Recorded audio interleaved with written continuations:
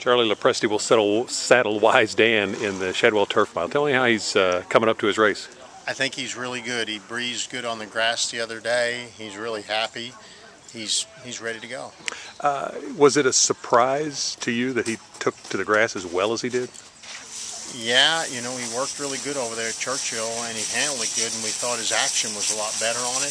And honestly, we really weren't thinking about a stake race for him. We just nominated him to that stake so we could breeze him on the grass. And it was at the end of Churchill, so we didn't really have much option what to do with him. So Mr. Fink and I talked about it, and we put him in there, and he really ran good that day, you know, and he really, his action's a lot better on the grass. I mean, he's a nice horse. He's a good horse on any surface, but I think he's even better on the turf, the way he breezes and the way his action is. When he won the way that he did, were you at that point thinking about a race like this?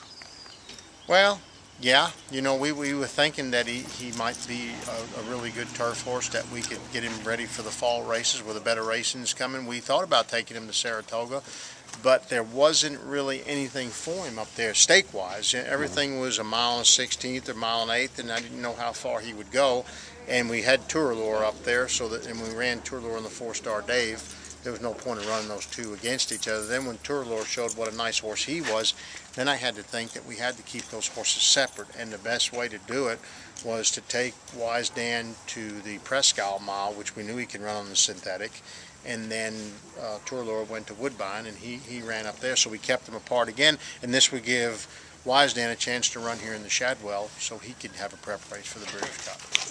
If you had your druthers, how would you like to see the race unfold in the Shadwell, as far as his positioning? And you know, he's going to be fairly close. That's the way he runs. He doesn't have to be on the lead, but I'd like to see enough speed. I'd like to have an middle to outside post where we can get a good stalking position. He's going to be a lot closer than Tourlure runs. I mean, that's his running style.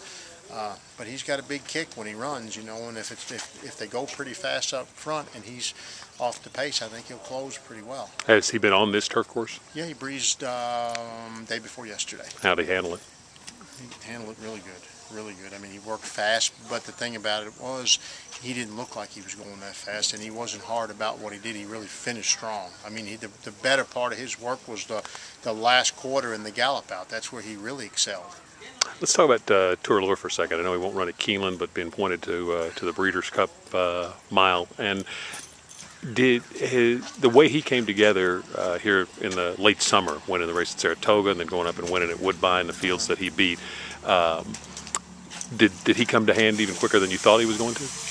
You know, I'll give Robbie Alvarado credit. He rode him as a 3-year-old, and he told me, Charlie, this is a really, really nice horse. He said, when you put him away for the winter, he's going to be a monster next year. And we ran him in the Maker's Mark Mile here, and that was the first race off the winter, and that was a great one. And he only got beat 6 lengths, and then we took him over there Derby Day, and he was second, and then he won the Open and Verse. And at that point, he really showed that he's going to be a nice turf horse this year. The 4-star Dave didn't set up for him. You know, Sydney's Candy got loose on the front end, and he went really slow up front. They went a half and 50, and all of the jockeys in that race, including mine, took back because we told them, don't go with that horse. You know, we thought he was going to go a lot faster. And once he got out there with those kind of fractions, nobody was going to catch him. But our horse, you know, closed ground that day, and he didn't get beat very far. I think he got beat 3 lengths maybe.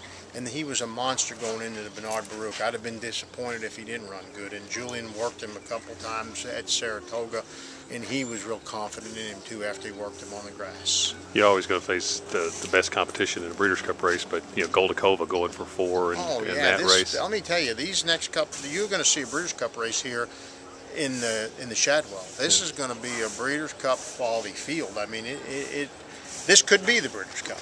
You know, it really could be. Tourlure, you know, he likes obviously the course at Churchill. How's he bounced out of the race in Woodbine? I tell you what, he's amazing to me, that horse. He just thrives on everything you do with him. He just gains weight. He just you know, all the shipping. I'll be honest, I had a question in my mind when we went to Woodbine with him, that it was, you know, he ran in the 4-star Dave, he ran in the Bernard Baruch. I thought, man, maybe this is too quick to come back, you know, and he ran great that day. You know, when he came out of it, he came off the van from Woodbine, he bucking around the barn when we brought him in here. Mile, his best distance? Oh, you know, Same for Wise Dan too, I guess. Wise Dan is definitely a miler. I mean, I don't think he's been beaten at a mile. I don't think he's ever been beaten at a mile, whether it's dirt, synthetic, or grass. Tour I think Tourlore's he's effective from a mile to a mile and eighth. It may go further than that. You know, I mean, the Bernard Baruch, he was running at the end and would have kept going. And you said among the 2-year-olds, you got a sibling to Here Comes Ben that will show up at some point at the Keeneland meet. He'll run here. You know, he seems real precocious, and for me, because I don't get 2-year-olds ready early, but he's been working really well. You know, he may be like Here Comes Ben. He may not win first time out. Here Comes Ben, it took him 3 tries, but I think he's got some quality. He's got a lot of quality, actually. He's done everything right. And from a distance standpoint, you think he'll end up being a sprinter? Being by that stallion and the way he's built, yes, I think, and he's smaller than Ben too. Yeah, he looks like to me he would be a sprinter type.